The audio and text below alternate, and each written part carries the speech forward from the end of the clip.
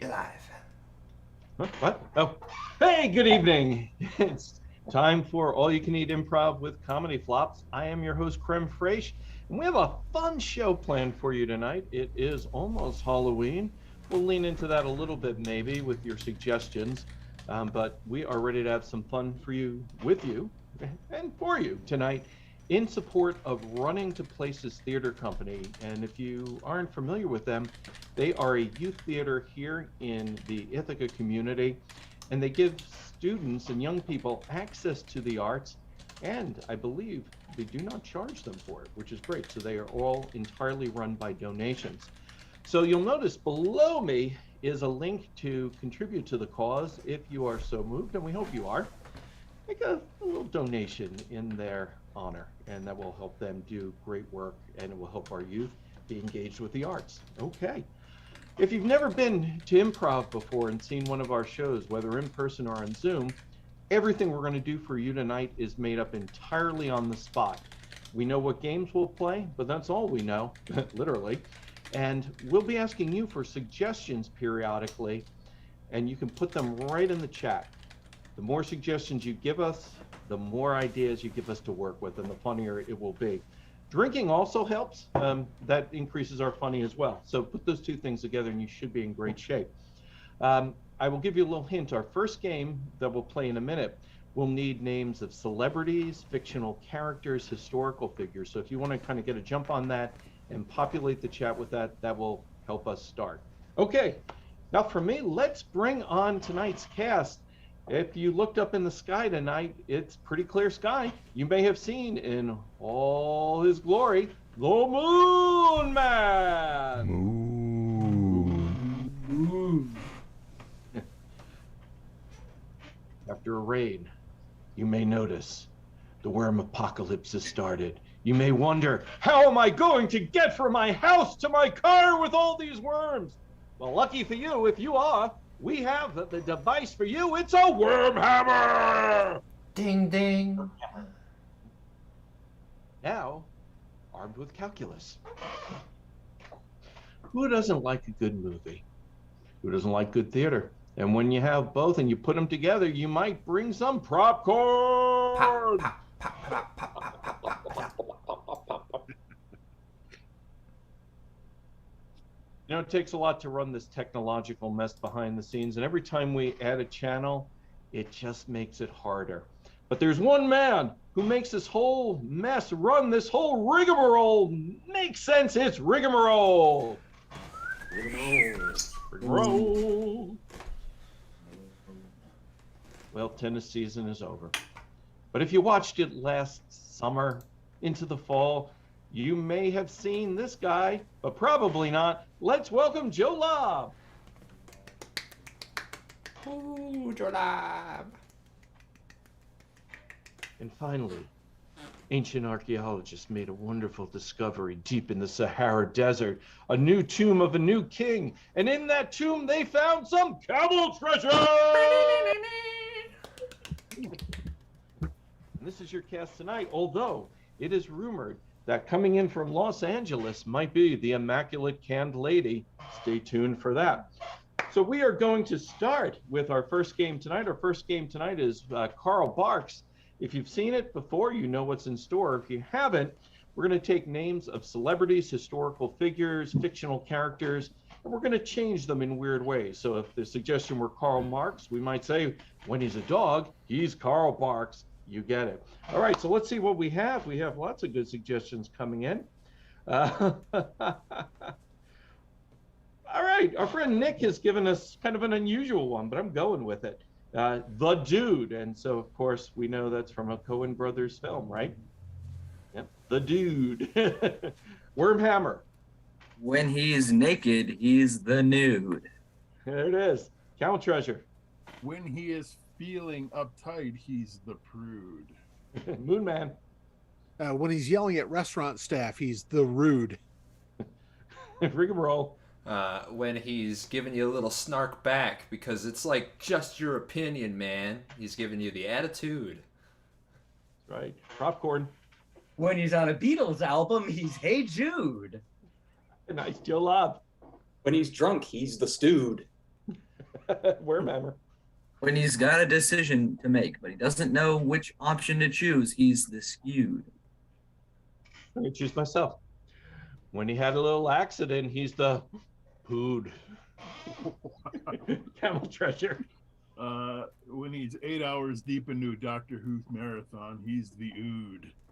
Oh, nice. Joe Lobb. When he's thankful for something, he's the gratitude. Propcorn. When he's an old tomato, he's just stewed. All right, let's get another one. Oh, Wormhammer is one more. Bring us home, Wormhammer. When he's what you eat, he's the food. The food. There we go. All right, that we got a lot more out of the dude than I thought we would. So I'm optimistic about this next one. We have for Halloween, of course, from Jennifer. Let's do Dr. Frankenstein, or if you're in more of a Mel Brooks mood, Dr. Frankenstein. You choose.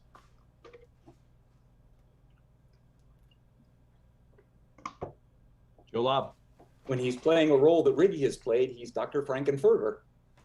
Okay. How do you do, Wormhammer. Wormhammer. When his computer doesn't work, he's Dr. Wrong Machine. There it is. Camel treasure. When he is a black market surgeon, he's Dr. Frankenspleen.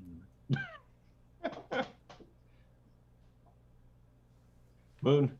When creating flaming bags of poop that explode, he's Dr. Stankenmine. Let that one sink in, folks. Camel treasure. When he's full on knitting, he's Dr. Frankenskeen. There it is. Rigamarole. Take a walk with Riggy. When he's on a vacation viewing beautiful sights with his sort of backwoods family, and they're getting in their motor vehicle that has about 6 to 10 seats. And they're like, it's okay. He's hick tour, van, frankly fine. Okay. That was a long walk, but it was worth it. Propcorn. Long walk with Riggy. Long walk with Riggy. When he's in Buckingham Palace with a bit of a herpes infection, he's Dr. Canker Queen. Okay. Joe Lobb. When he's playing jokes on people but communicating without using words, he's Dr. Prankenstein. Oh, nice. Wormhammer. When he's one of the most influential cartoonists of his time, he's Roy Lichtenstein. Cam. When marijuana became legal, he became Dr. Stankenweed. Moonman. When he's a teacher at Oktoberfest, he's Proctor Drankenstein. Nice. I got one. When it's Halloween and he's pulling one over on everyone, he's Dr. Prankenfine. Joe Lobb. When he writes really bad poetry, he's Dr. Clanking Rhyme. Popcorn. Okay, now, when he's a bad Hungarian actress with a nasty nasal problem, he's Zsa Zsa Hankentweed. All right, I'm going to end Frankenstein on that one. And let's go with Andy's suggestion of Edgar Allan Poe. We're going to go with Edgar Allan Poe, a very wonderful Halloween suggestion also. I would like to point out that Andy actually put Edgar Allan Poe. This is the Okay. hip-hop version of Edgar Allan. Right, yeah. Edgar sure, Allan right. Poe. Yeah, totally. Way to stall time for us. Wormhammer. He has lots of money. He's Yeah. Edgar Allan Doe. Popcorn, so your hand. Yeah, no, I just raised my hand thinking. Oh, But okay. Yeah. that being the case, I will say that when he's a bird on your roof over there, he's Edgar Allan Crow. Very good. Camel treasure. When he's reminiscing about old vaudevillian, he's Edgar Allan. Hey, Mo! Joe Lobb. When he's proposing an orgy, he's let's go ballin', no? When he's pretty indifferent to you and everything you do, he's Edgar Allan. So? Moon. When Jimmy Fallon is upset on his televised show and people get mad at him for it, it's the said Gurr Fallon Row. Oh, I like that one. Propcorn. Okay. When he's got some nasty secretions in the wrong place, he's Smegma Allen Toe. Oh! Ladies and gentlemen, that was the Comedy Flops highlight of the week. Let's see that in slow motion, Propcorn. You are so lucky you have Got a name. a nasty secretion in the wrong place. He's Smegma Allen. No. So lucky you have a name. I am too. Yeah. We can always change it. That's fine. Yeah. For our audience, Flop's names often come from moments like that. And if Propcorn didn't have one, well, gosh, he would have had one then, wouldn't he? All right. Any others with Mr. Poe while we're at this? Yeah, Joe Lobb. When the top shelf of his bunk bed falls in, he's bed gear fallen. Oh,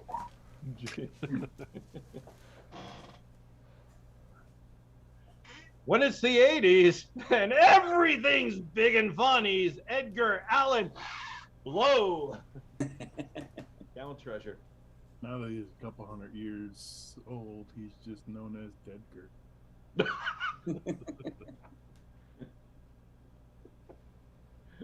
Come on, grab me. All right, let's see. Let's see if we have one more, and then we'll get into the rest of our show. All right, let's go with another Andy suggestion. How about Charlie Chaplin? Wormhammer. When he doesn't stop talking, he's Charlie babbling. Propcorn. When he eats a bad soup and terrible things happen, he's Barley Craplin.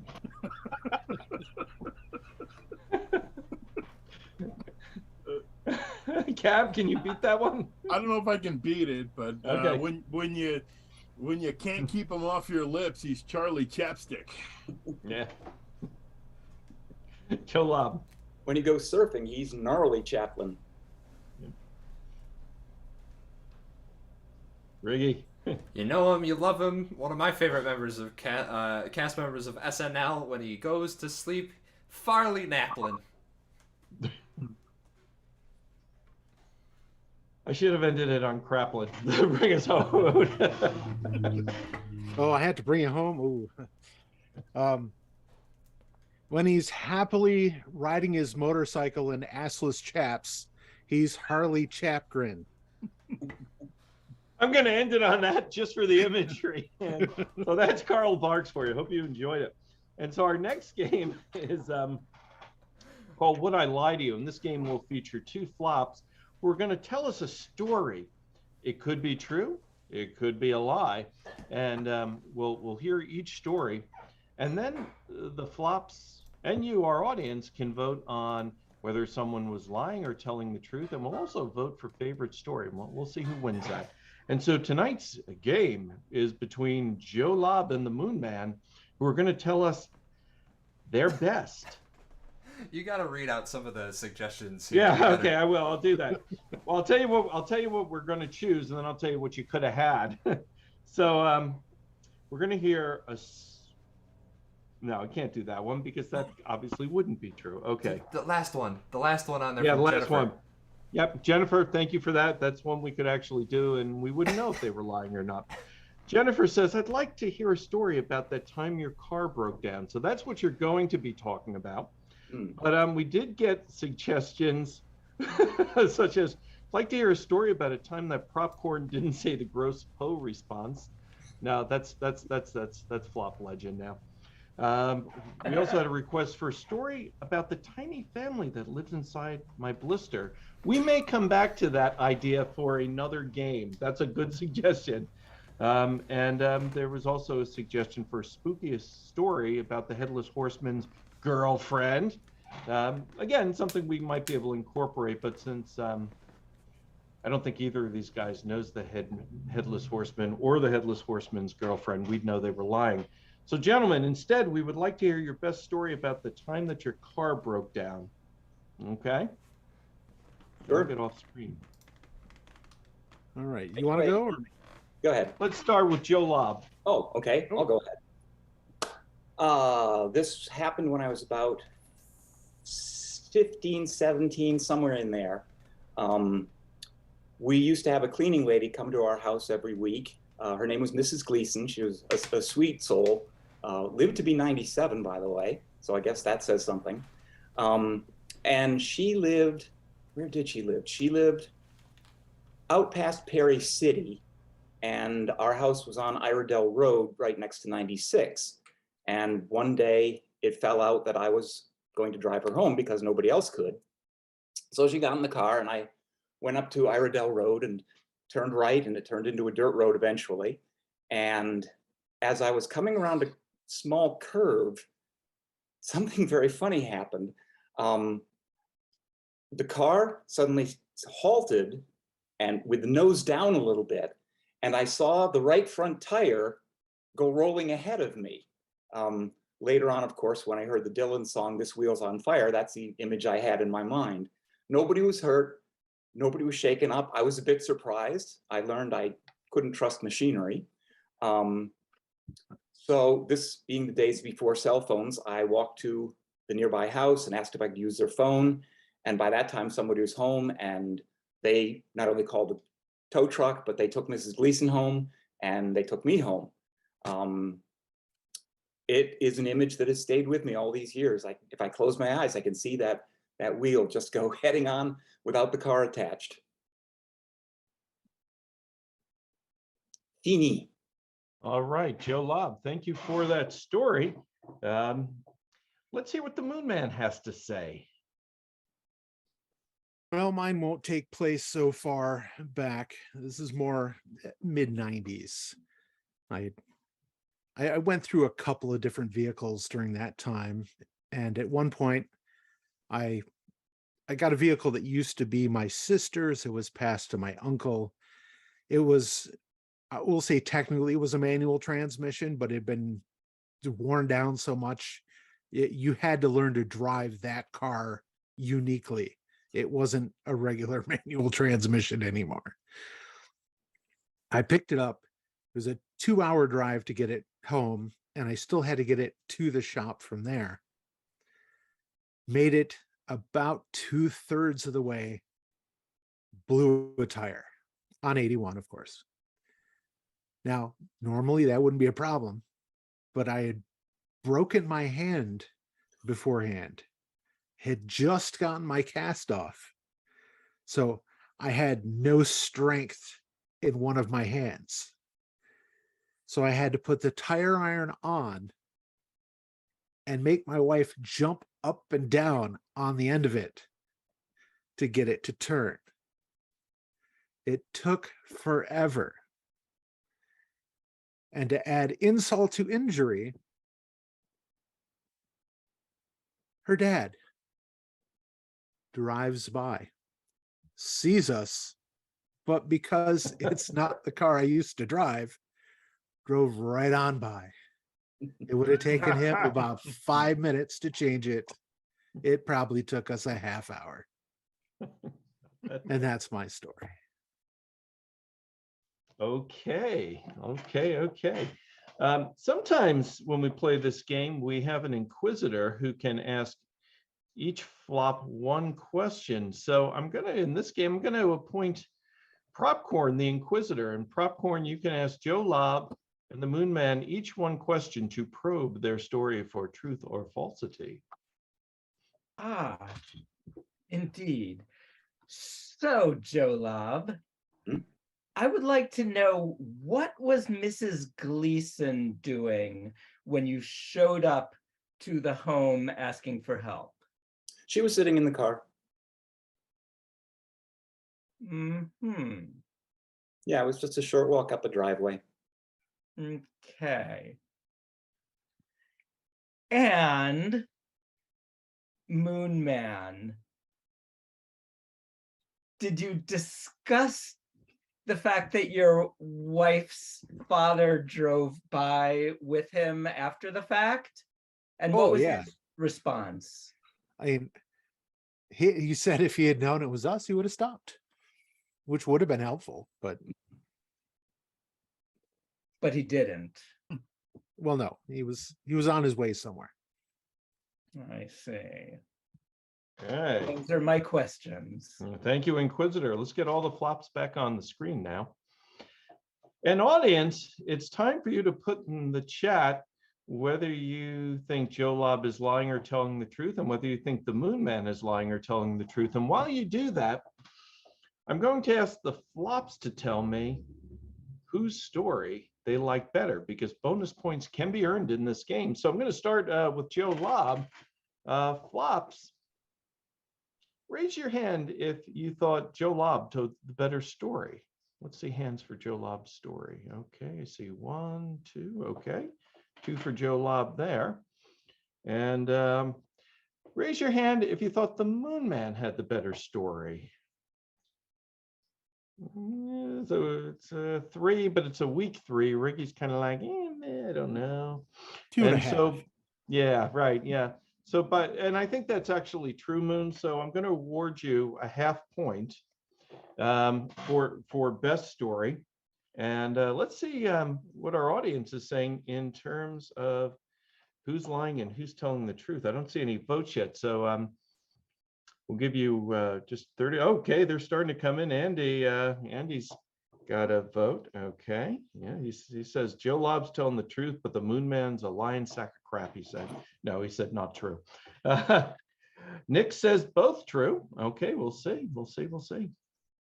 All right, well, while we're getting some more audience response, Leathertown Gaming wants to know how the arm broke. Well, we're past the Inquisitor, but we'll let you inquisit next time, maybe. That's a very important question. That All would right, have been well, a good question. Yes. yeah, 2 truths from Mrs. Gumby. Interesting. So while that's coming in, Marie thinks Joe Lobb's telling the truth. Unclear in the Moonman. So while that's happening, flops. Let's start with Joe Lobb. Raise your hand if you think Joe Lobb was telling the truth. 1, 2, 3, 4. Okay. Riggy, you're saying no. So, okay. So 4 from us. And then we've got 1, 2, 3, 4. 4 from the audience. So Joe Lobb, there are 8 people that think you're truthing. And Riggy, you think Joe Lobb's lying, it sounds like. Is that true? Yeah. I know for a fact that Joe Lobb didn't learn how to drive until he was 45. Okay, so we have one person saying Joe Lobb was lying, and we'll reveal that, and don't tell us yet. All right, so now we're up to the Moonman. Flops, who thinks the Moonman was telling the truth? Raise your hand. Okay. Propcorn, Wormhammer. So we have 2 that say truth from the flops. Let's see how many audience members said truth.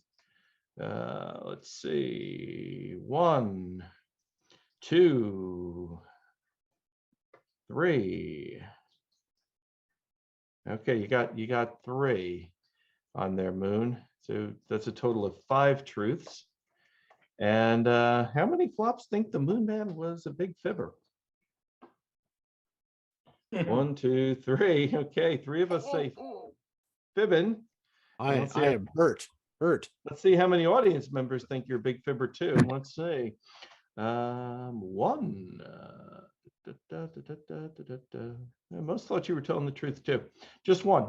Okay, so Moonman, you split the vote much more. 5 said truth, 4 said lies, but you get a half point bonus. So let's start off with Joe Lobb. Joe Lobb, was your story true, or was it a big bowl of you know what? Well, you can handle it because it is the truth. All right, Joe Lobb. Well, that's good, Joe Lobb. 9. 9-2. So Joe Lobb only fooled one flop, which means Joe Lobb has a score of 8. That's a pretty mighty score. But the Moonman could rally. It's going to be hard. Moonman, was your story true or a lie? It was true. It was true. So the Moonman fooled 4 of us, and he gets a bonus point, but the Moonman only gets 4.5 points. So I have to say, our winner tonight is, in fact, Joe Lobb in our game. Yeah. Well played, sir. Yep. Well played. I thought the part about the father-in-law leaving was or not, going right by was true. The thing that kicked me to lying was, I think your father-in-law would have said, no, if I had known it was you, I definitely would have kept going faster, right? That if you'd said that, I would have believed you. So, Well, I mean, if it was me alone. that's a detail too. All right, so very good. So for our next game, we need you in the chat to put in 2 things for us: a location, a non-geographical location, and a relationship. And we are going to play a little game called Bing. This is just a simple 2-person scene. It's going to be between Camel Treasure and the Moonman. And in this game, their goal is that not true? Is it not Camel Treasure? What did I say? Propcorn. No, it is. I said the Moonman, didn't I? Yes. I saw it on the screen and it came right out of my mouth. That's what happens when you're old and senile. So it's between Camel Treasure and Propcorn. And from your suggestion of a non-geographical location and a relationship, they're just going to do a scene. It's going to be a wonderful scene, but at some point in the scene, I'm going to get bored and I'm going to take the official flops bell, otherwise known as Swine Girl, and I'm going to go. And when I do that, whoever last spoke has to change what they said and amplify it in some weird way. All right, let's see what our suggestions are here in the chat. I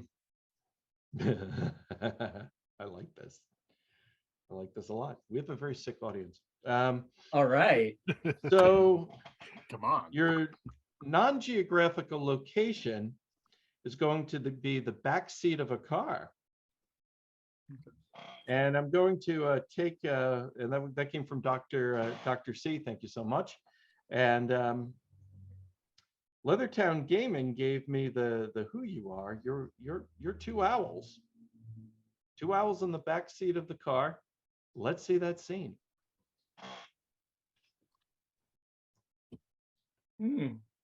So this is my first time in an Uber. How about you? Who ordered this?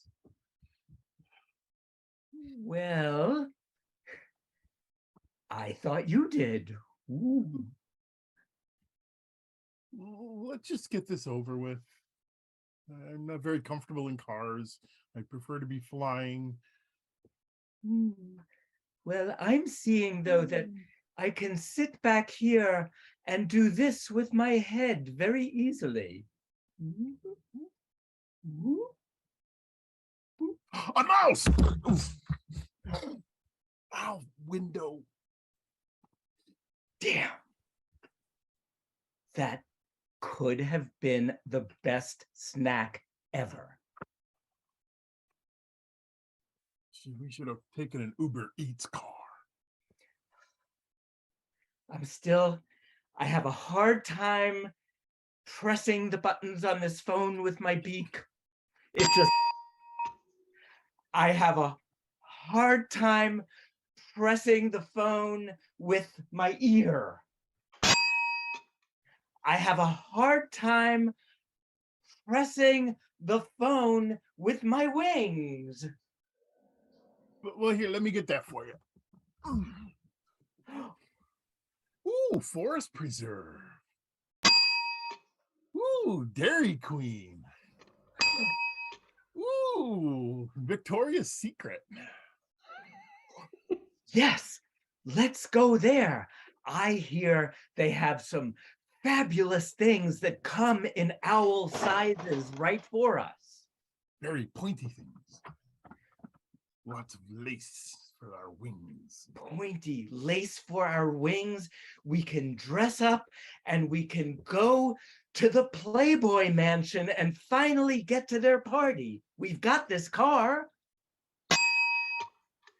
we can dress up and we can finally go to the aeronautical museum because we've got this car. Okay, so the Uber driver's going to be back soon. One of us needs to do the gas pedal.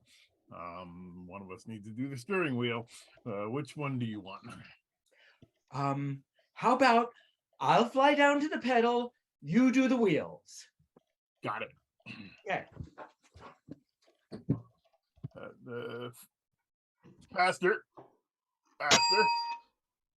Mouse! Oh God, I gotta stop doing that. Oh, I'm so sorry. All right, let's get back on the road. Hold on. Okay. Wait, I've got a little itch here. Do you mind if I just stop doing this for a moment? Yeah, my go ahead. wing has frozen. Oh, slow down, slow down. There's speed up. Hit the brake. Oh, get the phone. It's Uber Eats. Oh, excuse me. I would like to order the 3 mice that just hit our windshield, please.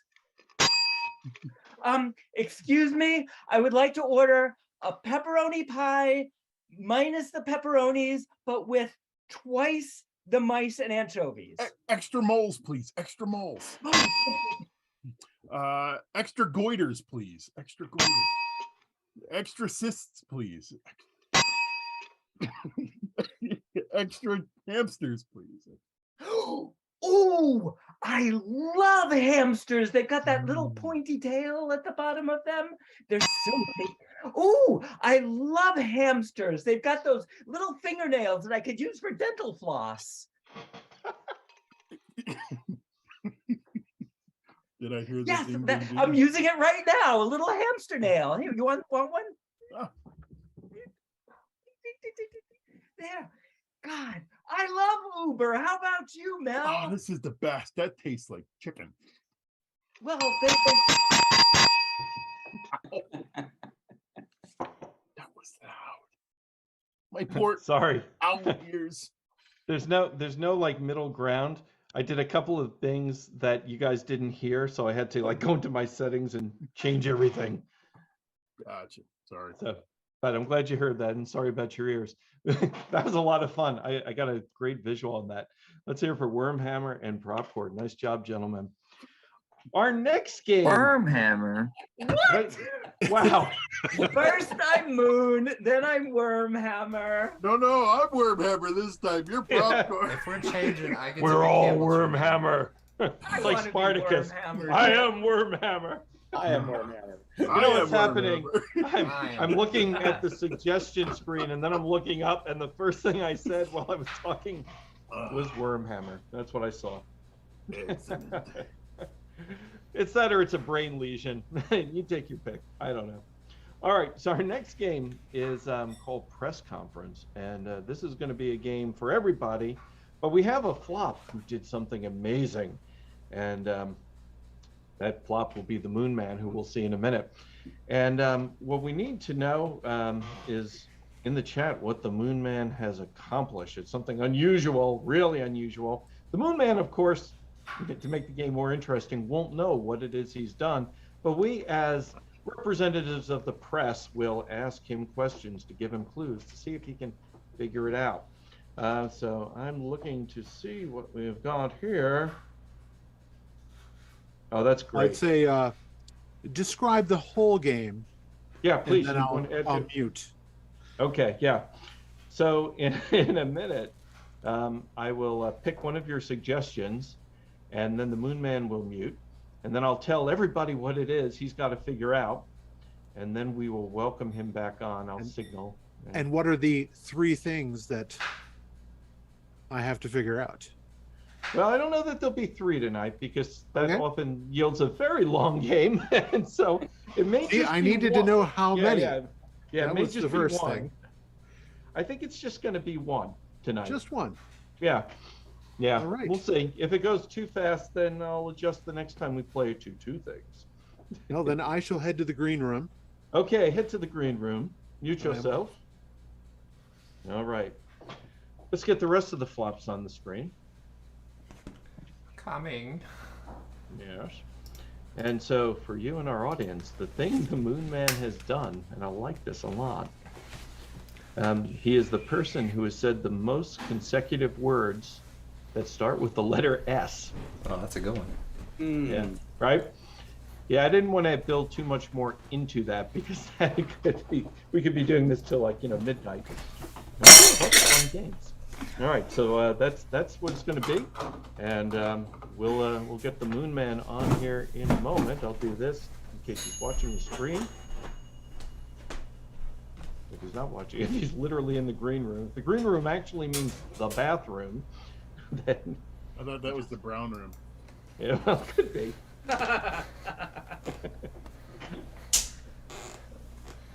Everybody do an interpretive dance. The moon. Oh, it slowly waxes and wanes. Come. And I'll send them a chat saying, we're ready for you. Come. Let's go. There we go. Hello. I'm sorry to interrupt the yoga class, but my publicist said I should answer some questions, and you were next door. What would you like to know? Yes, with the headphones and the white, brown, black background there. Yeah. Thank you very much. I'm Samuel Slithering from Snake Magazine. I just wanted to know what made you do this thing? Like, what inspired you to do this? I mean, it was a lifelong dream since childhood, really. I just wanted to do it. Okay.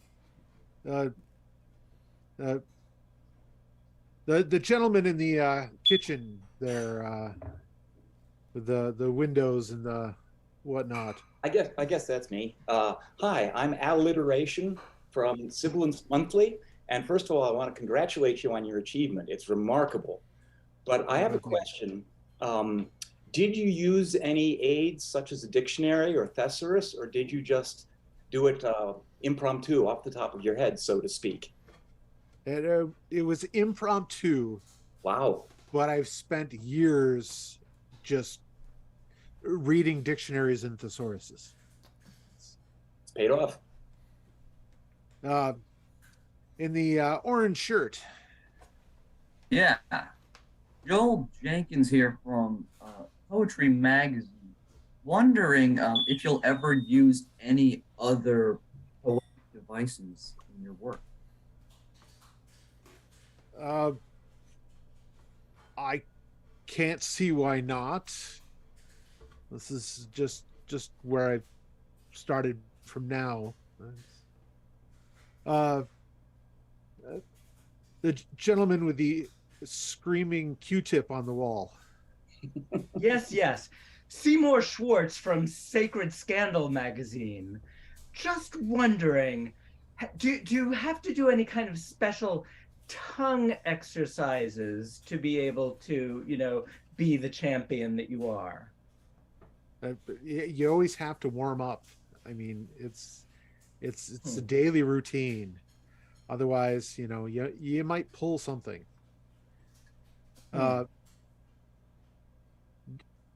Johnny Cash there with the black.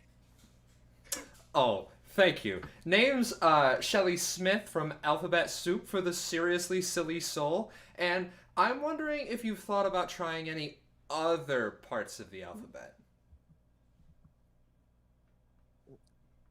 I found that limiting myself made it more of a challenge. I mean, if you've got everything, then there's too much to pick from. The Space Cadet. Yeah, my name is Sam Spalding from the Social Speech Society. I don't really have a question. I just want to let you know that this is something that I've been working on right here. So don't rest on your laurels here, just because I'm coming for you. That's all I got to say to you.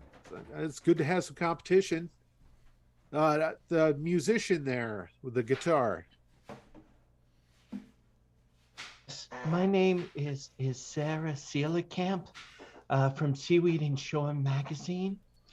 And I wanted to know, were you inspired by that old saying of she sells seashells by the seashore?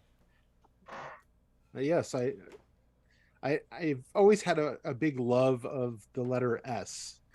So having that in some sort of, poetic verse is a big thing. Yes, the only person with their hand up.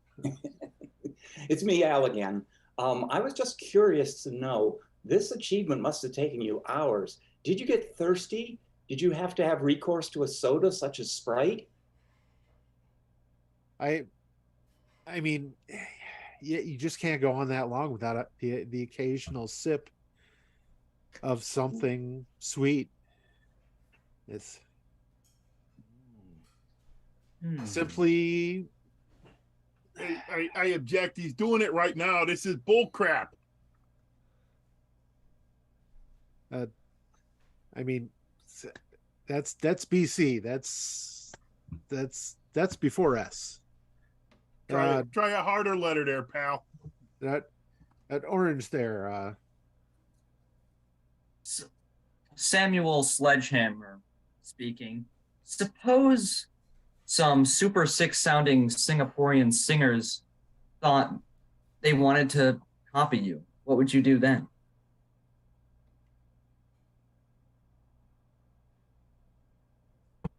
Say,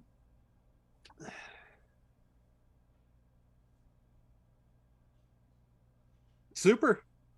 I mean, yeah. Hand in my face. Come on, back. Yeah. Hi, thank you very much for taking my question.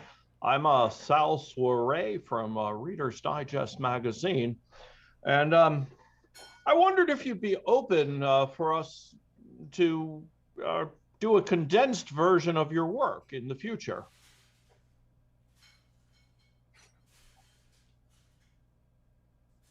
Condensed. That's too much. It's too soupy for me.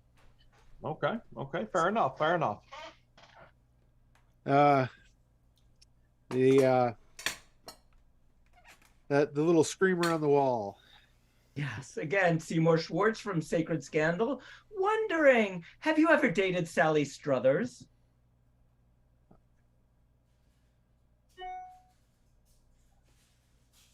Speechless. No. No, not that I'm willing to admit. Okay. Black curtains. Hello, I'm Johnny Cash, and I'm wondering, did you write the whole thing out, or did you take it one word at a time? It cost him a dime. It's always one word at a time. All right. And always with the S. Simply sequential. Interesting. How might you sum that up? Could you say again? How might you sum up that accomplishment? June, honey, you better get in here. He's going to tell us. Sit down, everybody. It's going to be a while. Simply saying S. Soliloquy.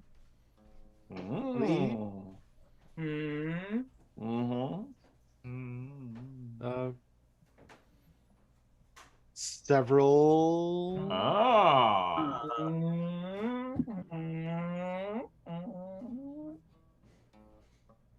Several seasons. Stupendous. Yeah. What do you think, boys? Do you think he's got it? I think he's got it. Almost. I say we give it to him. Almost. Keep dancing for us, monkey.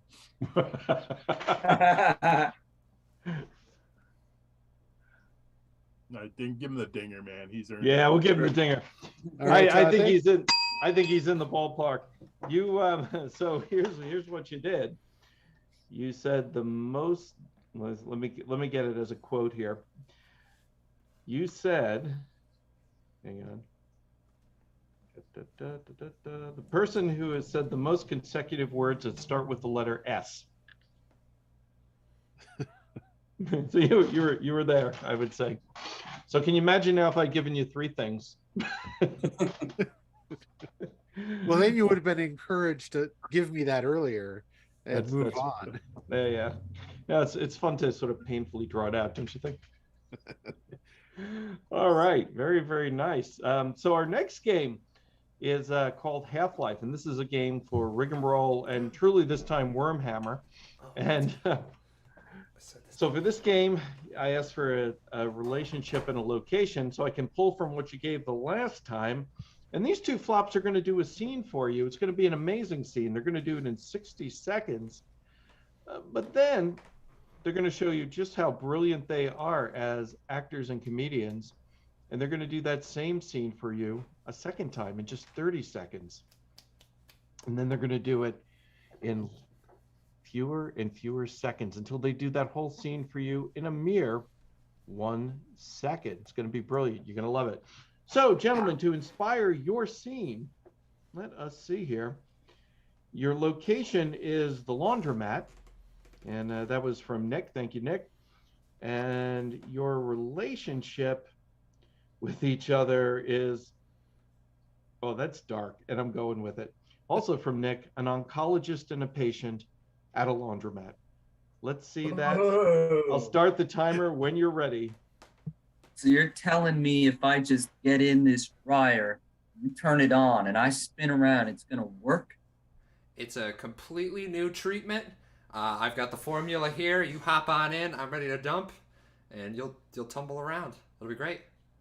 Well, I trust you, Doc. Yep. Oh, okay. Cycle. All right. Got these things here. All right. Boop. Oh, I didn't get him to sign the release form. Really dizzy. Beep beep. Hey, could you sign this quick before we Yeah. Oh shoot, I think I lost my pen in here. Yeah, I lost a couple in there last week. You should be able to find one. Oh yeah, here we go. Got it. Yeah. Okay. Yep. The old John Hancock there. Thank you very much. Really should have given me a helmet. Well, I might as well get some laundry done while I'm here. Oh, where's it going? Okay. We have our establishing scene, and a fine one it was.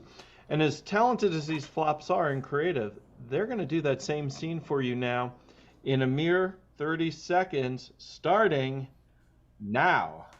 You tell me if I just get in here, it'll work? Yep. Brand new treatment. I got the formula here. Hop on in. You'll be all set. I trust you, Doc. Oh, Man, release I'm form. really dizzy. Hey, will you sign this Oh, for what? me? Oh, gotta get a pen. Got one. There's some in there from me. Yep. The John Hancock, okay. Great. Should have given me a helmet. Well, I might as well get some laundry done while I'm here. Ah. That was amazing. But they can do better. They're going to do the same scene for you now. Motion for motion, word for word, in a mere 15 seconds. Let's see that scene starting now. All right, I just get in here. Brand new treatment. Boom. All right. Oh, release form. Hey, we signed this? John Hancock. Yep. Thanks. Boom. Might as well get some laundry I done. should have given me a helmet. Oh. Ah. That thing really hurts. So many pens. Pretty special, but they can do better. They're going to do that same exact scene for you now, compressed into a mere 5 seconds, starting now. Release form. Hancock. Helmet. That was good, but they can do better. They're going to do that same scene now for you one final time. Every movement, every word in a mere 1 second. Are you ready, flops? And go! Release one. Helmet! And that is Half-Life. Well done, gentlemen. And a nice job. A nice job. Well done. Well done. All right. Let me readjust my audio settings to non-Bing level. And our final game of the first set is a game called Pyramid. And so this is a game that's going to feature most of the cast, I think. It's going to feature Camel Treasure, Joe Lobb, Wormhammer, Rigamarole, and Propcorn. And how the game works is I'm going to give them a word inspired from one of your previous suggestions, and they're going to weave that word into 5 scenes. It's going to start with just one flop. That first flop will be Camel Treasure. Camel Treasure will be joined by Joe Lobb. They'll start an entirely new scene. They'll be joined by Wormhammer. They'll start an entirely new scene. Each time a new flop joins the scene, it's a new scene till they get to 5, and then they work their way back down. And so Camel Treasure, the word to inspire your scene, let me see here, is how about, oh yeah, it's got to be one that Mrs. Gumby gave us earlier. I said I'd work it in. The Headless Horseman's Girlfriend. Perhaps you have a tale you want to tell us. And let's let me get off camera and let's see this game. It was a spooky night, kiddos. On a night just like this. When someone was sitting around the campfire and they thought they heard the horseman. But it was worse, kiddos. Much, much worse. You see, the Headless Horseman has a girlfriend. Emily, Oh, where are you, Emily? oh, You're not Frederick. Emily. Your voice Frederick. is... Frederick, I'm right over here. Yeah, but You do this every time we go into Spirit Halloween. No one believes you don't have a head, okay? No one. oh, You're not fooling anyone, Frederick. you're no. Now come here and try this sexy waitress outfit on. This one. It's particularly see-through for you. Oh, all right. I think you'll look great at the company party. Or get fired. Halloween! No, what's with all the spooky spirit? My name is Connor McShay, Finland O'Gregor, and I'm the ghost of St. Patty's Day's past. Oh, you were right. All we had to do was spill some Guinness and he appears. That's right. More Would you fun. lads want to know where the pot of gold lies at the end of the rainbow? We've got our haggis here for you. Here you go. So Okay, excited. sign this form real quick. Oh, okay. There you go. Okay. You fell for it. Which way did you lads spot the rainbow? Oh, is this Yeah, like an adventure game? Yeah. Let's go north. North is good. Northeast? Yeah. Now every lad knows that if you want the pot of gold at the end of the rainbow, you go to the right side of it. Not Oh, There's that Oh, whitefish you. monster. Oh, Ichabod. Ichabod. yes. Why are you Yes. hanging out Ichabod? with your friends when you're supposed to be taking me pumpkin bowling? Mm. I hate pumpkin bowling. Come on, Ichabod. Oh. someone's buggy whipped. Yeah. Oh, all right. Where's the nearest pumpkin bowling game or session or whatever you call it? Well, if your friends wanted to come with us, they could, Ichabod. Whoa. Go yes. I remember when you used to look at me with that glint in your eye. I don't think I like the idea. Wait a minute. What's happening here? Yeah. Yeah, what is happening here? I like the sound of pumpkin bowling. I'm thinking of this is kind of weird. Are you sure, boys? It's fun. Not All really right. If So they are- Johnny, I got it here. 8th race in Pimlico. All we got to do is bet on number 7, okay? Number 7 to win. And the way we know he's going to win is we're going to chop off his head, okay? Oh. You got less horse. He's going to be Number- faster. Over the Lighter. line we got. Joey. Number 7's already been scratched. He's not in the race, man. What? You mean Somebody's already got him. I chopped this horse's head off and he's not even in the friggin' race? I have an idea. The jockey's got diarrhea. Yeah. Let's get a new jockey. One of you men want to be a jockey? Nah. I'm too tall. tall to be a jockey. You'd have to chop my head. Oh. Hey! Oh, hey, wait a minute. Hey! Guys, That's a great idea. I got this horse's head right here and I don't know what to do with it. Find some Okay? movie producer and put it in his bed. How about that? Okay, Got They're it. bound to have something on their conscience. They're all sleaze anyway. got it. I'm on my way. Okay. I think I heard that there's a witch trial going on. I really should go and maybe see what's up with that. Oh, is it gonna be an execution? I don't know. We'll see how those wacky juries go. But 'Cause I'm Sounds gonna so bad leave now. this. I could go for that instead of pumpkin bowling if you want. Change your mind. No. Change your mind. I wouldn't want to impose my plans onto you. You guys go off and do whatever it is you're going to do. You know what? I'm gonna go ahead and get front row seats to the execution, and I hope you'll join me there. Ooh. I'm gonna go pumpkin bowling, I think. What is Now, lads, don't you see the rainbow up in the sky? Yeah. Do about it. Double rainbow. Does that mean there's 2 pots of gold?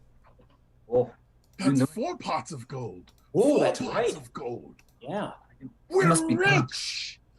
Rich, I say. yes. Last, we must first make it there. Why don't you go to the left and we two will go to the right and we'll meet right back here with our 4 pots of gold. Yeah. Oh, wait, Bye.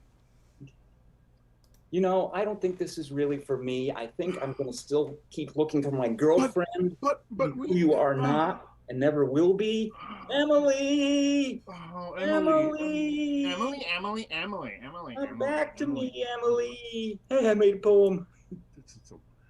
Oh, and the worst part about the headless horseman's girlfriend is there was no head there either.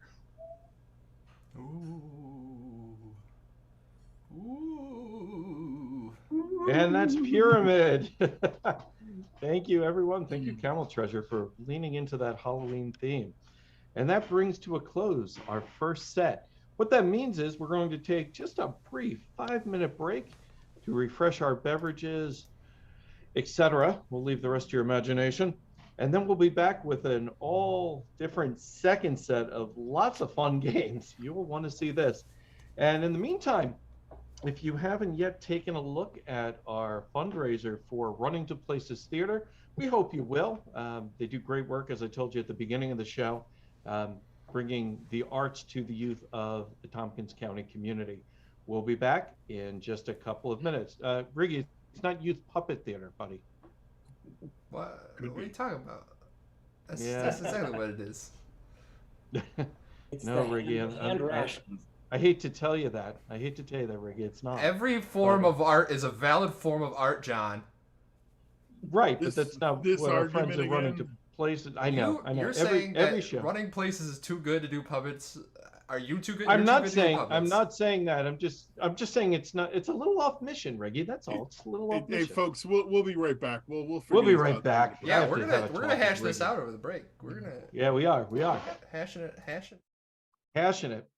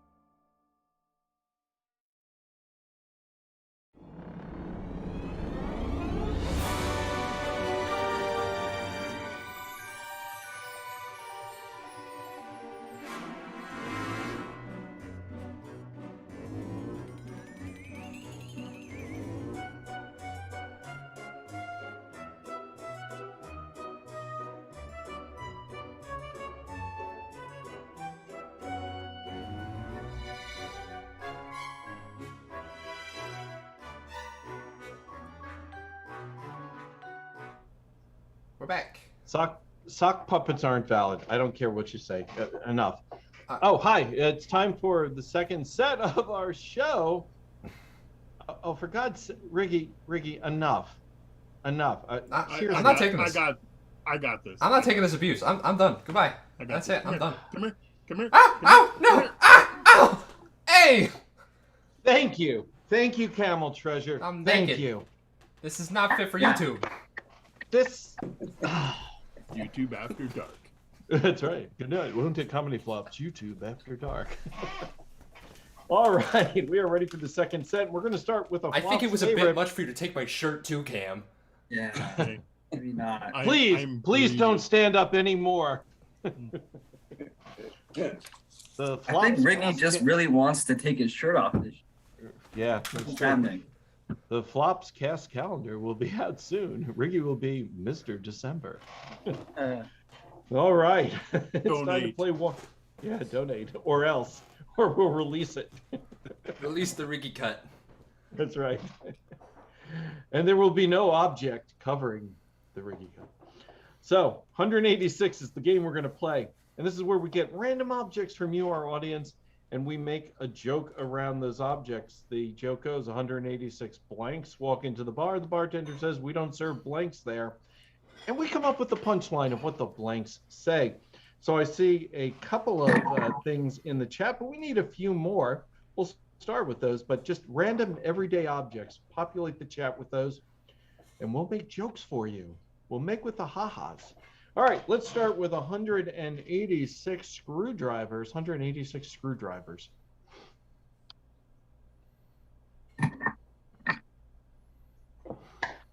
"186 screwdrivers walk into the bar, and the bartender says, no, we don't serve screwdrivers here. And screwdrivers say, well, we were hoping to get nailed, but I guess we're screwed instead." Riggy. 186 screwdrivers walk into the bar. The bartender says, we don't serve screwdrivers here. The screwdrivers say, up yours, flathead. Lobb. 186 screwdrivers walk into a bar, and the bartender says, no, we don't serve screwdrivers. And the screwdrivers say, come on, where else are you going to get your vodka from?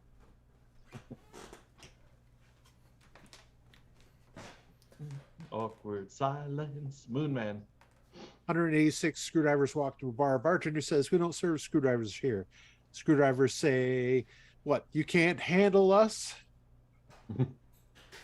Rigamarole. 186 screwdrivers walk to the bar. The bartender says, we don't serve screwdrivers here. And the screwdrivers say, fine, we'll go someplace else. We don't like to deal with nuts, you bolt. Lobb. 186 screwdrivers walk into the bar, and the bartender says, no, we don't serve screwdrivers here.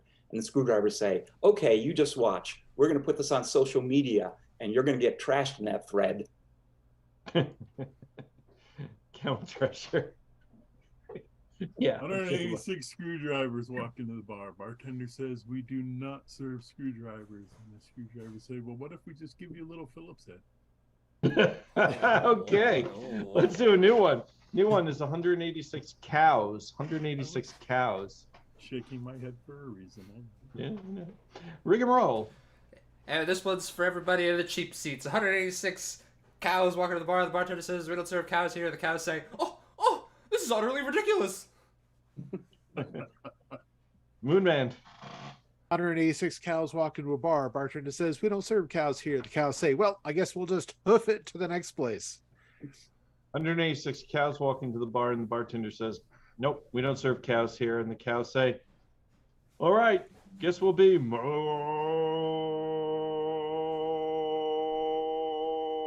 on. Propcorn. 186 cows walk into a bar. Bartender says, we don't serve cows here. And the cow says, I've got a real beef with that. Lobb. 186 cows walk into a bar, and the bartender says, no, we don't serve cows here. And the cows say, you just watch. We're going to bull our way in there and then fart till you pass out. Camel Treasure. 186 cows walk into the bar. Bartender says, we don't serve cows. And the cows just kind of look at him and say, let's ruminate on that for a minute. Wormhammer. 186 cows walk into a bar. Bartender says, we don't serve cows here. The cows get mad. They start throwing punches at the bartender, but they all just miss and lightly graze his head. Moonman. 186 cows walk into a bar. Bartender says, "We don't serve cows here." The cows say, "Well, too bad for you, because we're cows that actually do tip." Joe Lobb. 186 cows walk into a bar, and the bartender says, "We do not serve cows here." And the cows say, "Come on, you're the only bar in the city that doesn't let cows in. Are you willing to stake your reputation on that?" Propcorn. 186 cows walk into a bar. Bartender says, "We don't serve cows here." And the cow says, "Well, you just served your mother." Rigamarole. 186 cows walk to the bar. The bartender says, "We don't serve cows here." And the cows say, "Oh man, it's something hard to chew on. Let us try to swallow that, and then throw it back up, chew on it, swallow it, throw it back up, and chew on it, and swallow it." I don't like this at all. All right, let's do one more. We're gonna do 186 bowling balls. 186 bowling balls. Wormhammer. 186 bowling balls walk into a bar. Bartender says, "We don't serve bowling balls here." Bowling balls say, "All right, fellas, let's split the difference and get out of here."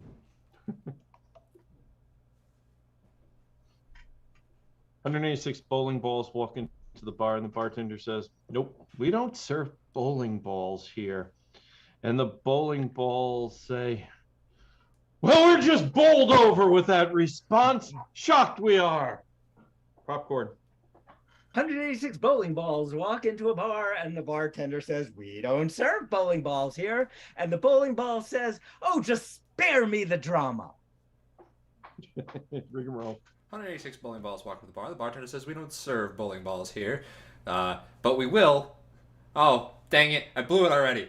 Okay. 186 bowling balls walk into the bar. The bartender says, "Sorry, fellas, we're closed." And the bowling balls say, "Oh, I'm sorry. We didn't notice that you were only open from 7 to 10. I get Better it. split. I get it. Yeah. I get it. Yep. Moonman. And then Camel. 186 bowling balls walk into a bar. Bartender says, "We don't serve bowling balls here." The bowling balls say, "Well, that's fine. I'd rather drink somewhere else other than this gutter." And Camel Treasure. 186 bowling balls walk into the bar. Bartender says, "We don't serve bowling balls." And he said, "What are you, some kind of turkey?" Wormhammer. 186 bowling balls walk into the bar. Bartender says, "We don't serve bowling balls here."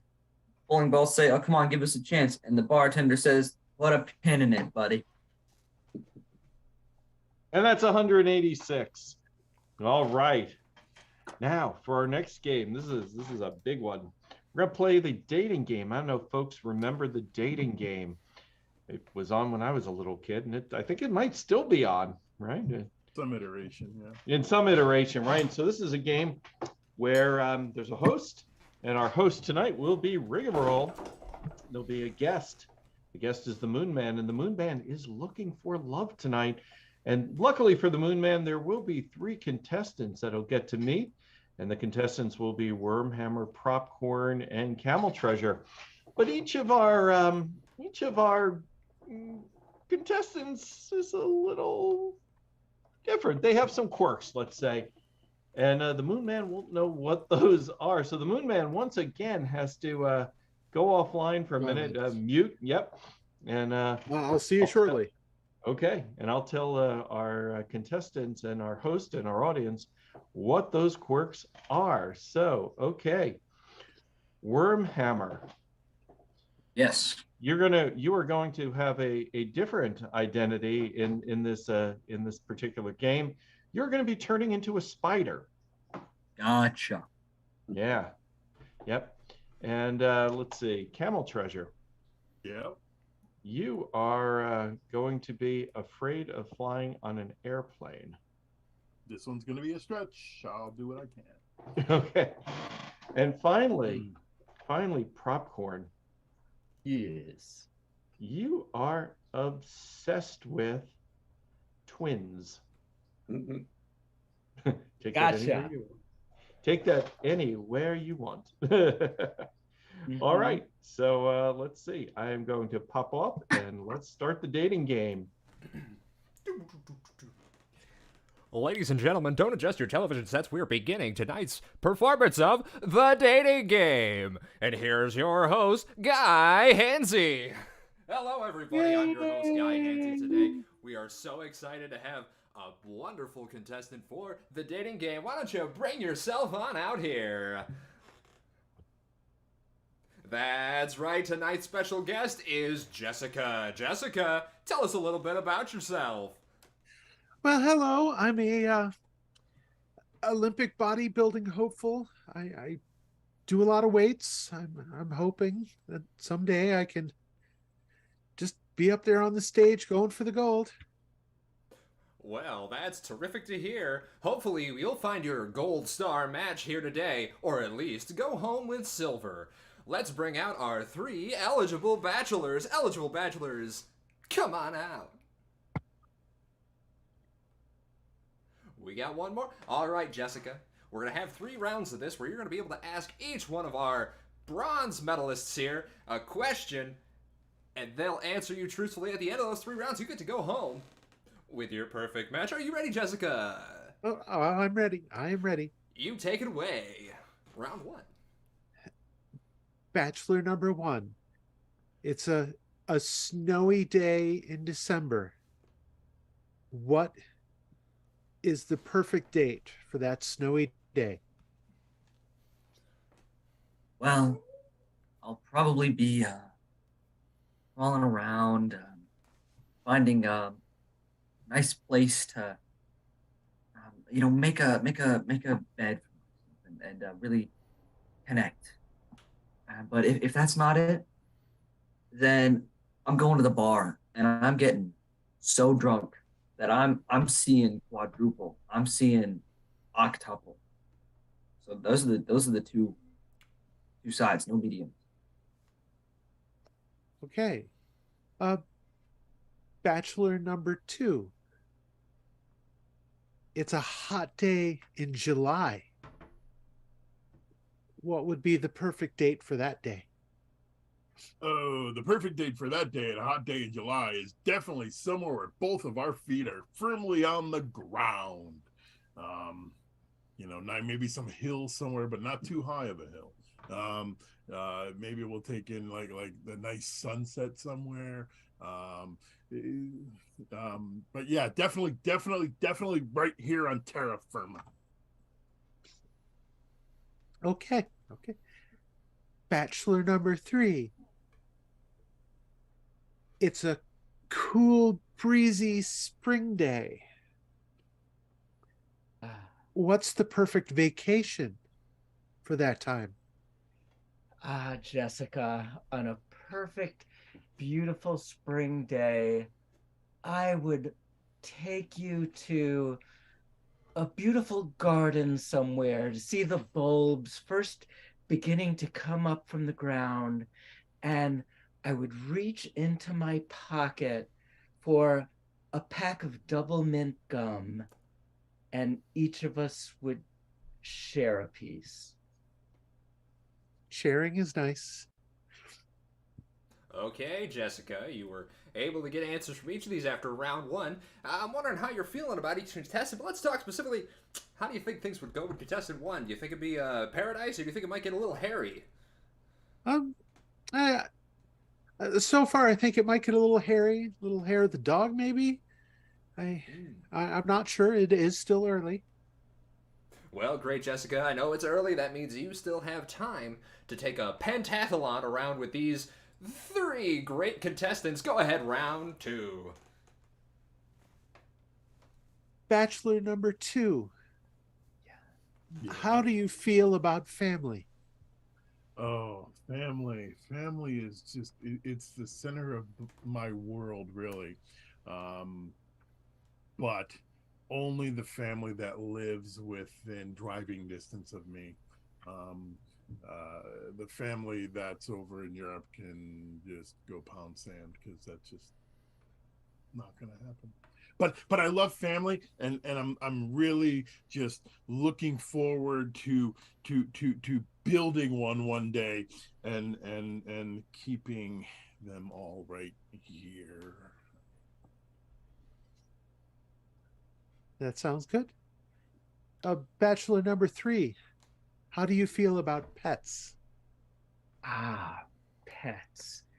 Well, the best pets I find come in pairs, especially pairs of 2 from the same litter.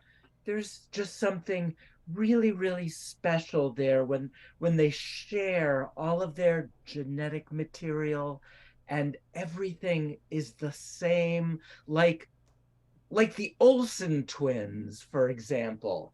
There are, 2 very special sisters there. And I would imagine their pets might represent their lives as well. So, yes, pets in pairs, yes. Points for the Olsen twins. I do like them. Bachelor number 1, how do you feel about fine dining? I am spectacularly liking on that front, because I like to have a nice meal, something that you really know is dead for good, something that's been asleep for a long time. And my name is Ned Arak, by the way. And I would love to go somewhere with a male who's also happens to be a father, with long, very tall legs. Perfect date for someone like me.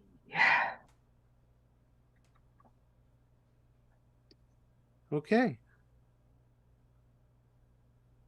Well, This is interesting. Jessica. Oh, sorry, were you going to say something? No, I'm good. This is your show. Okay. Okay, Jessica. Well, after round 2, how we feeling about contestant number 2? We thinking maybe this is a situation where we'll reach the Mile High Club, or is this a basement buddy? Does seem like he's someone that you want to set down roots with. Not very outgoing. Well, Jessica, we are in the final leg of this race. Let's see if we can't break the record and get 3 great answers from these contestants. Take it away, Jessica. Bachelor number 3, what is your favorite sport? My favorite sport would be probably the 2-person bobsled, or perhaps a kayak with 2 seats in it, for yes, something that you can do with pairs, like, I don't know, maybe you have a sister you could take on a date with us, perhaps. Do you? A bit of a swinger here. Bachelor number 1, what is your favorite time of day? The night when all the bugs are asleep. It's quiet, and I can work, because my favorite activity of the night is to work with silk. Sometimes I just really have to.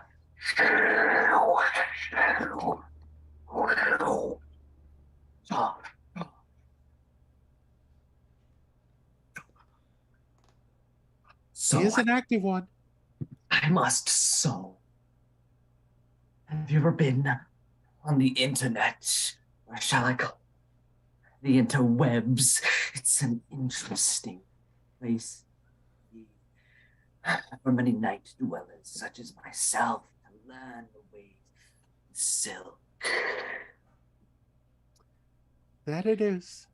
Does she have a sister? Charlotte, yes, my beloved sister.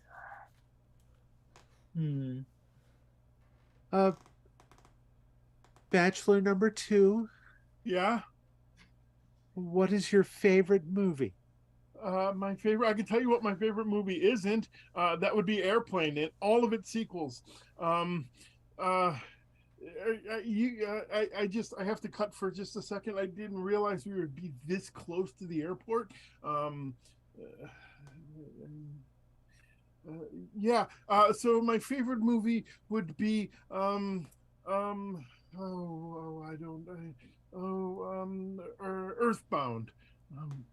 Yeah, that would be it.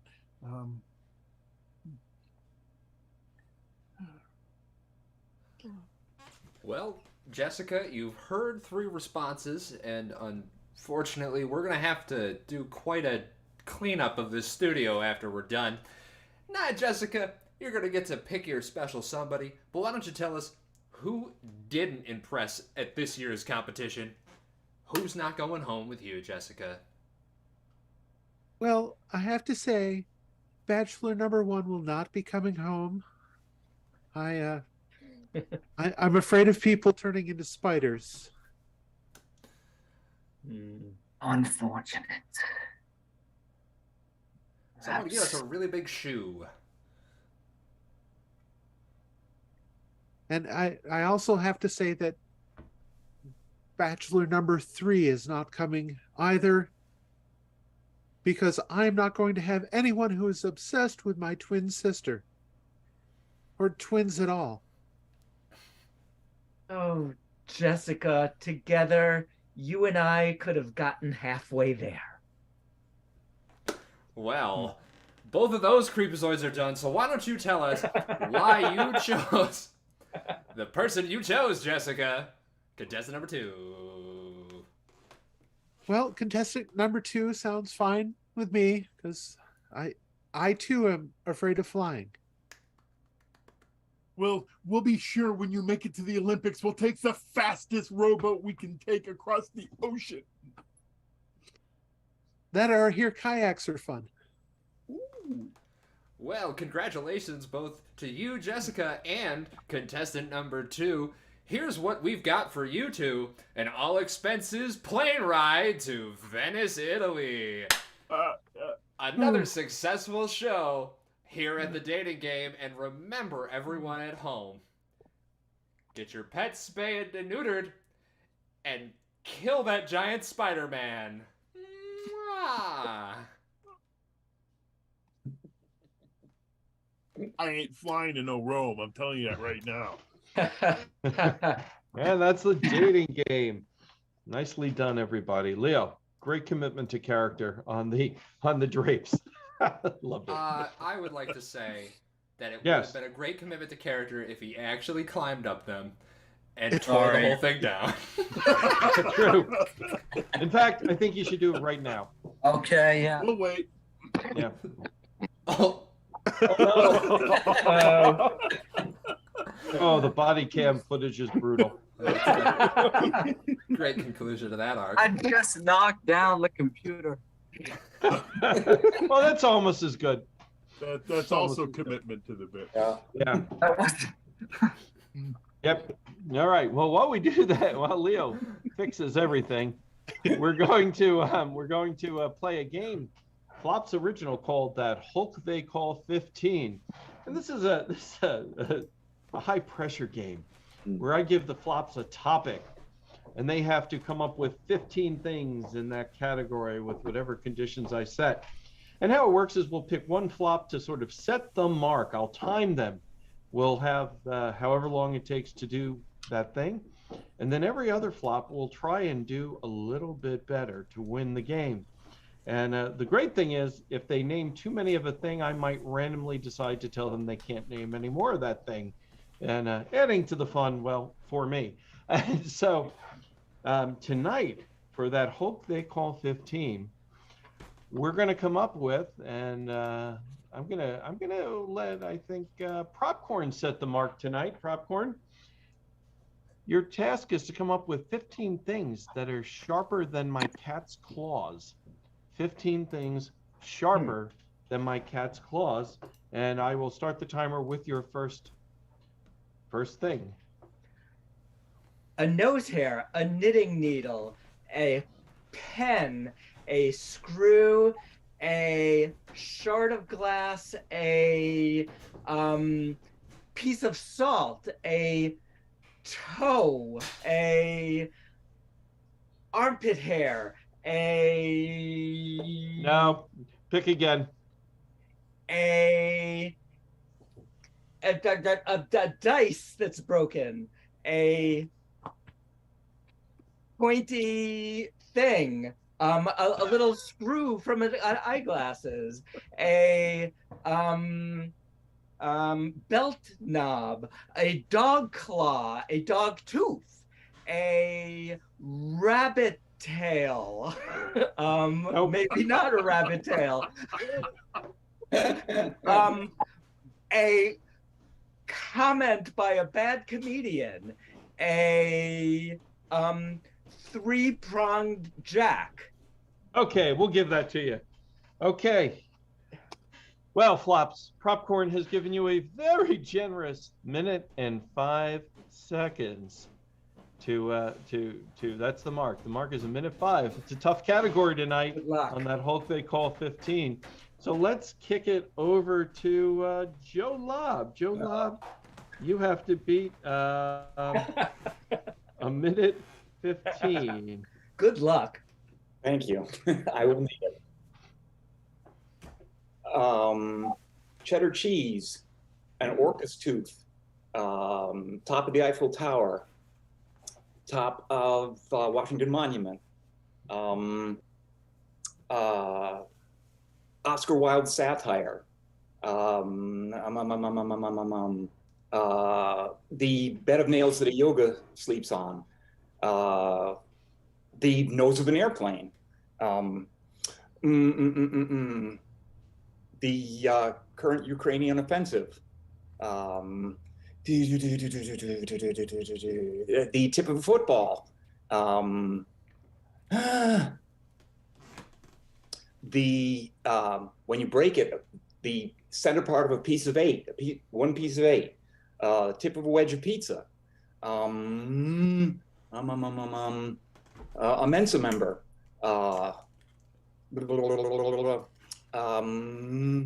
the hopes of the Giants to make the playoffs, a table saw, the rotating part of a table saw, an ice pick. Oh, he gets in at a minute 11. Whew. The new mark is a minute 11. So Joe Lobb, Very you are beautiful. now our reigning champion. But I feel like there are some flops that can do better. And so let's, he's probably on the sideline making a list. Let's give it to Rigamarole. You got to beat a minute 11, Riggy. I was eating. Okay. A likely story. Very unprepared. What's the category? 15 things that are sharper than my cat's claw. Okay. On my mark, get set. That pen. What happens? The paper that cuts gives you a paper cut. 3 out of the 4 of my cat's claws. I don't know why the other one's duller, but it is. They cut them all at the same time. A pin, a tack, my wit, a comment, a disrespectful comment from a relative that you really respect, a shaved down guitar pick to be a weapon, prison shiv, the fork that I sat on the other day, somehow a Lego when you step on them, it's cheddar cheese, a wallet that got shaved down. How about a bone spur? Somebody else's teeth when they're biting you. credit card knife. It's a credit card that you shaved into the form of a knife. Okay, I'll accept that. Minute 2 seconds. A minute and 2 seconds. Still pretty robust. But Riggy is now currently the champion. But we have 3 flops here that, well, they're pretty sharp themselves. So let's see how they can fare. And I'm going to throw it over to the Moonman. 15 things that are sharper than my cat's claws. All right. Your cat's teeth, a needle, a hypodermic needle, a knitting needle, a broken bone, a broken piece of sugar glass, broken ceramic, broken spark plug pieces, a razor blade, a scalpel, a chainsaw blade, an axe, a hatchet, a machete, a paper cutting machine blade, lawnmower blade. 34 seconds, and he came up with 16. Wow. The Moonman making it a lot harder for Wordhammer and Camel Treasure. Who shall we sacrifice first? I heard Wormhammer. Wormhammer. Yeah, but that doesn't mean anything between the two of us tonight. So you want to be more specific? All right, Wormhammer. 34 seconds. The Moonman has definitely raised the stakes here, but let's see what you got. Okay. Blades of grass, fingernails, toenails, a sword, a knife, a fork, bullet, the chain part of a chainsaw, a bayonet, the horn on a unicorn, an ice skate, a figure ice skate, Same thing. Okay, a nail when it's like on a baseball bat, and then a sharpened hockey stick, the corner of the table, and the cat's ears and when they're pointing. And all right, I'll give you the cat's ears for shape. I don't know if it's sharp, but it was a good effort. 49 seconds, so that means the Moonman is still the champion, unless Camel Treasure can dethrone the Moonman. Cam, do you think you up for it? Think you can do it? Oh yeah. Oh, I'm sorry. You're serious. Yeah. Okay. No, not really. No. 34 seconds is the time to beat, Cam. On your mark. All right, let's go. A razor, a knife, your wit, car key, guitar wire, broken plate, paper shredder, a letter opener, paper cut, a piece of paper, crapioca pudding. That's not sharper. I know. Stop. With myself here.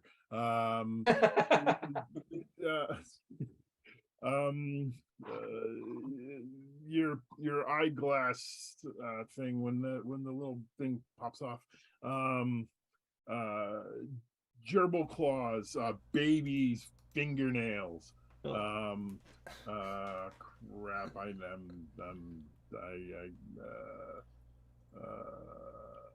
Is that not time? That's well. You were the only flop smart enough to give a shout out to me, so you win. Oh, Sucking up to the host is good job, Wormhammer. It's an automatic win. Thank you, Wormhammer OG. Yeah. All right, that is that Hulk they call 15. The Moonman on time did have the best time tonight, but Camel Treasure still wins. So, all right, well, ladies and gentlemen, we haven't done this game in a little while, and so occasionally the cast visits the Van Bortles residence, and we're going to do that tonight. for their Halloween party, which is very, very exciting. And so this will be tonight's second to last game. We'll go and visit the Van Bortles, and I need to set my Van Bortles background. No, I suppose they're all late again, honestly. I wonder if Cedric even has his head on his body this Halloween. Oh, good God. So tedious. Suppose I'm the only one who cares enough about the Van Bortles to be here even. Oh, Josephilus. Yes, the rich Josephilus. That's a great mask you have. Oh, I'm sorry, that's your face. Forgive me. Oh, aren't you sharp of wit, Josephilus? You're as sharp as a cat's claw. In fact, you're as sharp as 15 things sharper than a cat's claw, Josephilus.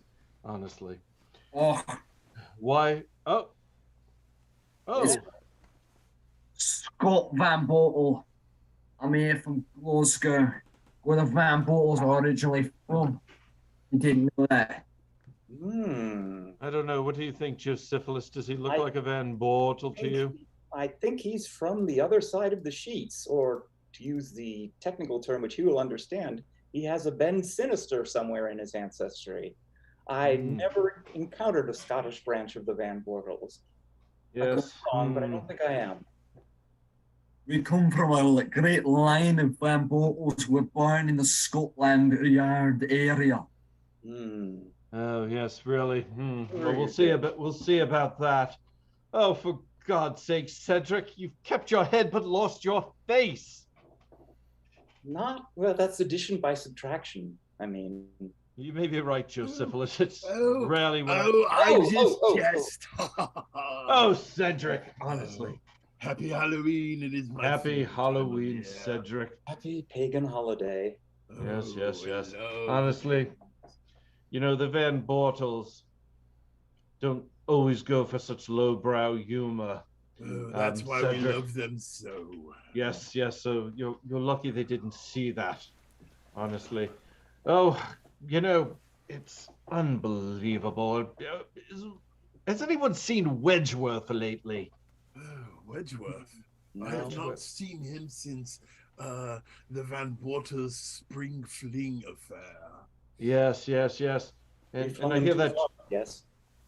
I'm sorry, what was that, Josephilus? We flung him too far. Yes, apparently we did.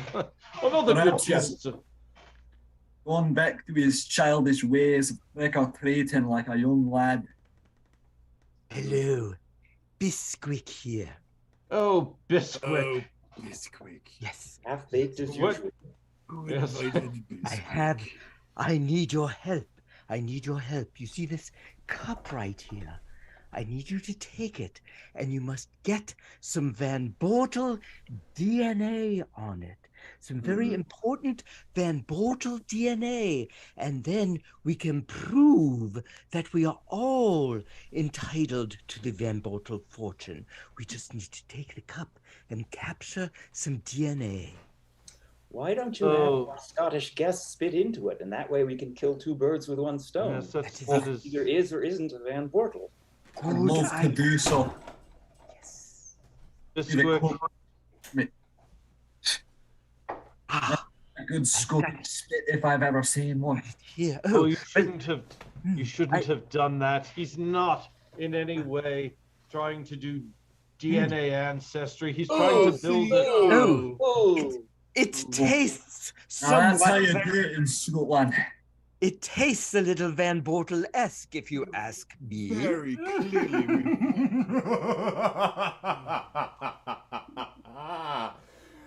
Oh no, We have here. it's a massive sock puppet.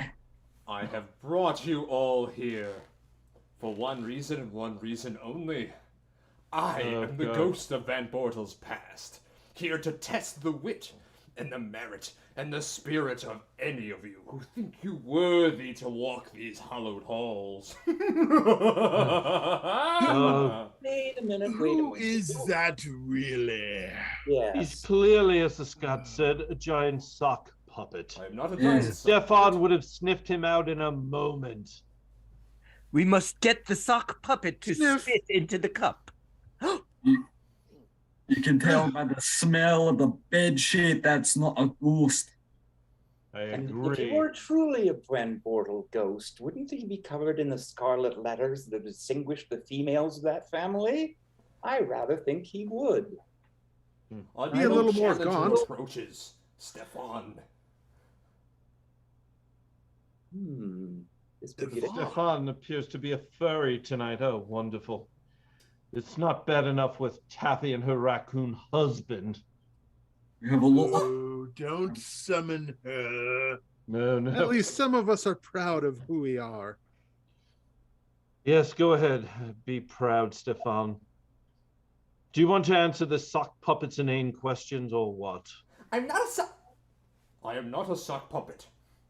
Totally a sock puppet. I see An a sock unwashed puppet. one. Yes, and an unwashed one at that. Careful of whose sock puppet that was, if you know what I mean. The ghost of dirty laundry past. Yes. That's very droll, Stefan. Very droll. It Does could- anyone smell raccoon poop? Oh, sorry, that's me actually. Oh, yes. Yeah, it's a really long flight to get over here from Scotland. It's just filthy. I got to pay like $15 just for a flight. It's the cheapest thing a Van Bottle's ever bought in the history of Van Bottles. I It see. could I be- see. I question your lineage. it Well, could be sock the hand- puppet, do you I'm have trying to questions say for us something or here. not? It could be the hand of hand ration after dipping into the growth hormone. Remember when that came back? What a horrifying experience that was. Yes, terrible. Well, sock puppet, do you have questions for us or not? We do not have all night. Yes. Get on with it. If you were worthy of the Van Bortles history, then answer my riddles 3. Oh, not one question now. He goes up to 3. Okay. Yeah, can we just send him to the children's table and be done with it? I think that's a great idea. What are your Call a questions? maid. Send him to the laundry. Yes. Also a good idea. A pie Well- I do wish to eat. What a lovely in-law treat. Who am I? Hmm.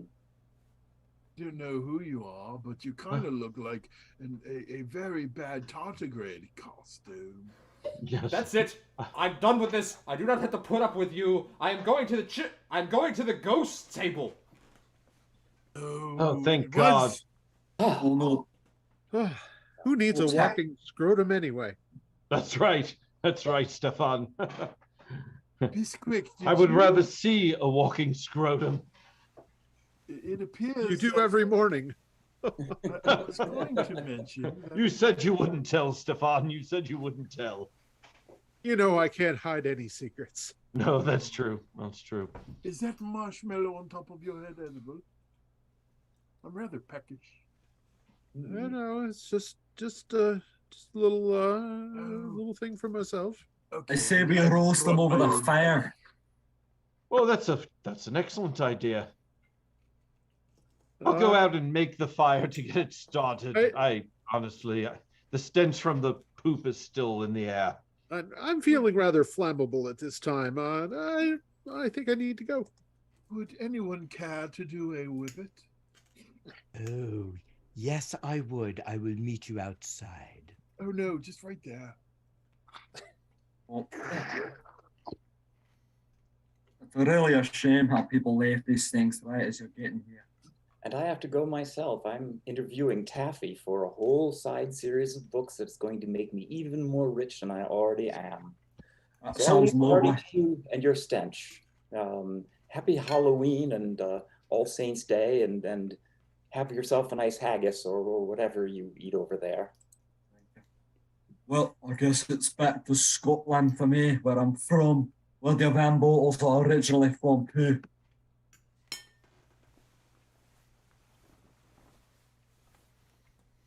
I'm John. I don't like to You're talk mute. to you. I like to move my mouth around so you can pretend that I'm saying words that you like to hear. You take requests. Do that every time. I do that every time. The whole thing. We should do a whole skit just based on that.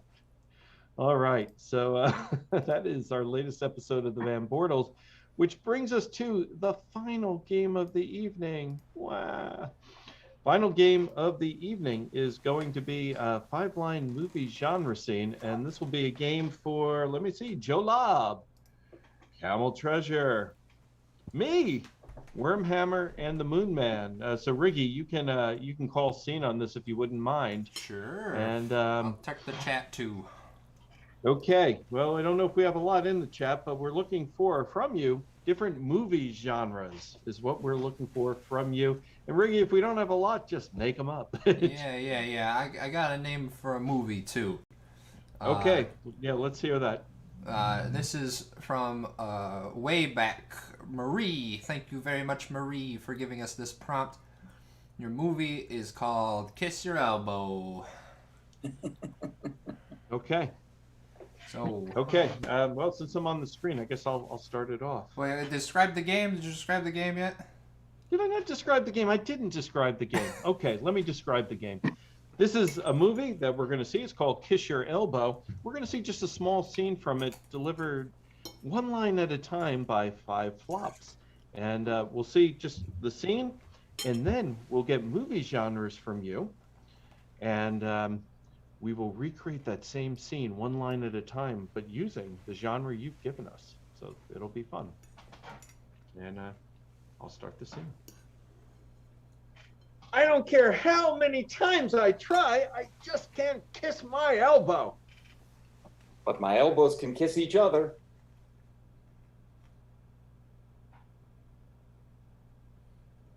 The elbow is the enemy of the cannibalist, specifically the stealth cannibalist, because you just can't get your mouth close enough.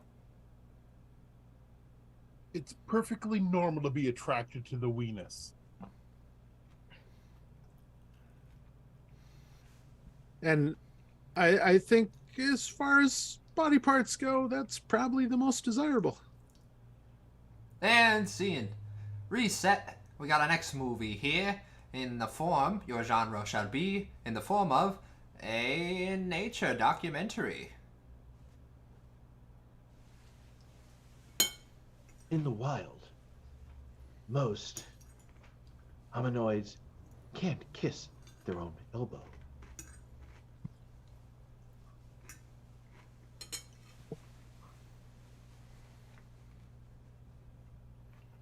So far as known, even the bonobos can't do it, and they can do just about anything. And they do. There we have wild cannibal attempting to eat himself. He tries to go for the elbow, but he just isn't able to reach.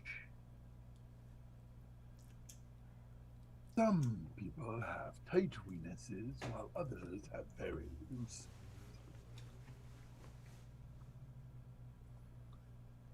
And this, of course, does affect the probability of mating being the most desirable part. And scene. Thank you very much. On your next, a spooky, very spooky Halloween horror film.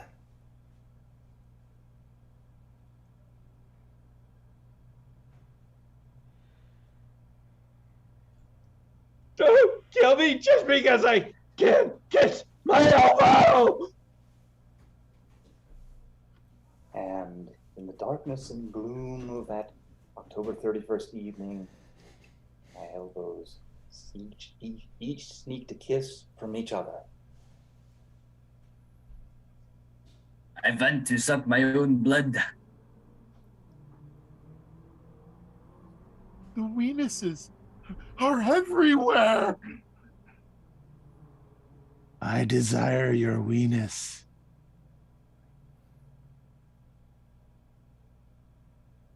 Well, hold on. I didn't call scene yet. Where's everybody going? I'm just kidding. This is another scary, spooky one. All about the breakdown of our society. It's a YouTube confessional. Tell anybody this. but I can't really kiss my own elbow. But they think I can. My elbows actually started kissing each other when I was only 4 or 5, I think. I did not want to make this video. That I'm a self-cannibalist, and I'm failing. I can't reach my elbow.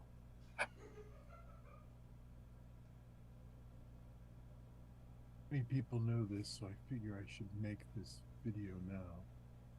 The flavor of your weenus depends on what you've eaten.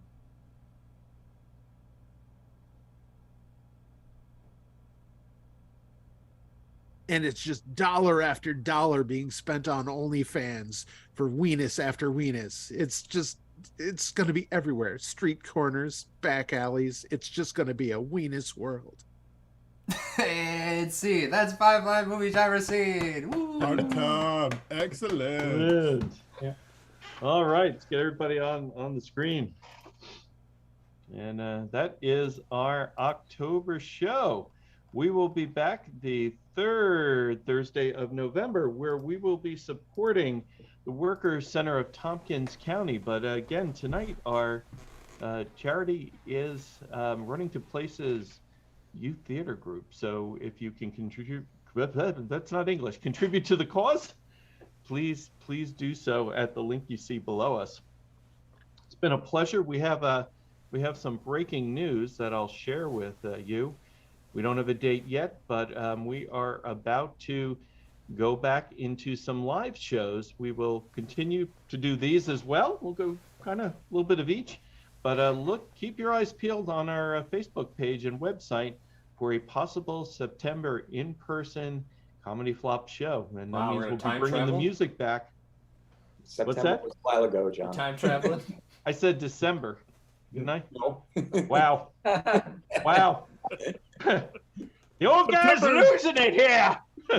September 2023. We're I back, guess baby. I guess it was wishful thinking for summer. I don't know what to do.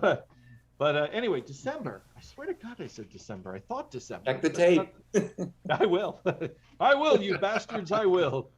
All right. Well, we will see you next month. I don't know if the ghost of Christmas past will still be with us, but perhaps.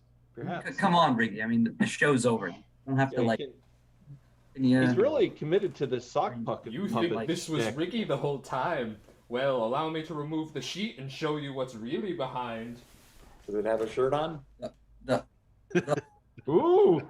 He's a ghost. Oh. Hey guys, I'm so sorry. I really had to go to the bathroom. What did I miss? No, nothing. Why is it so cold in here? Yeah, no. Yeah, no, nothing was happening in that space, so don't worry about it. Yeah, all right. That's our show. We're Comedy Flops. Thanks for watching tonight. We will see you soon. The show will be up on our YouTube channel momentarily. Good night. Good night. Hey. Thanks, Marie.